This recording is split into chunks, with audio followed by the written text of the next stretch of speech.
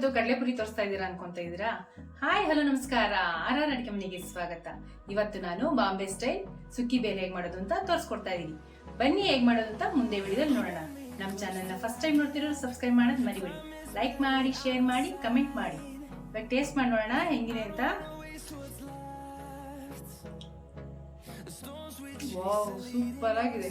Bale ಇಷ್ಟಪಡೋರು ಈ ತರ ಮಾಡ್ಕೊಂಡು ತಿಂದ್ರೆ ಪದೇ ಪದೇ ಮಾಡ್ಕೊಂಡು ತಿಂತಾ ಇರ್ತೀರಾ. ತುಂಬಾ ಚೆನ್ನಾಗಿರುತ್ತೆ, ಟ್ರೈ ಮಾಡಿ. 1 ಲೀಟರ್ ಕಡಲೆಪುರಿ ತಗೊಂಡಿದ್ದೀನಿ.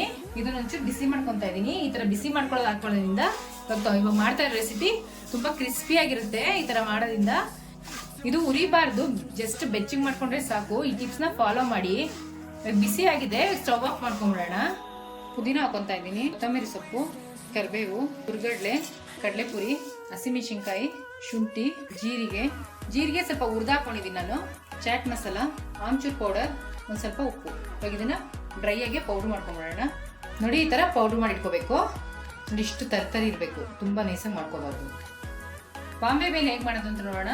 ಕಡಲೆಪುರಿ ಹಾಕೊಂತ ಇದೀನಿ, ಕಡಲೆಕಾಯಿ ಬೀಜ ಉದಿಟ್ಕೊಂಡು ಅದನ್ನ ಹಾಕೊಂತ ಇದೀನಿ, ಸ್ವಲ್ಪ ಮಿಕ್ಸರ್ ಹಾಕೊಂತ ಇದೀನಿ, ಸ್ವಲ್ಪ ಸೇವ್ ಹಾಕೊಂತ ಇದೀನಿ, ಈರುಳ್ಳಿ, ಟೊಮ್ಯಾಟೊ, ಸೌತೆಕಾಯಿ, ಸ್ವಲ್ಪ ಸಾಲ್ಟ್, ಪೌಡರ್ ಮಾಡಿ ಇಟ್ಕೊಂಡಿವಲ್ಲ ಅದೊಂದು 2 ಸ್ಪೂನ್, ಸ್ವಲ್ಪ ಕೊತ್ತಂಬರಿ ಸೊಪ್ಪು.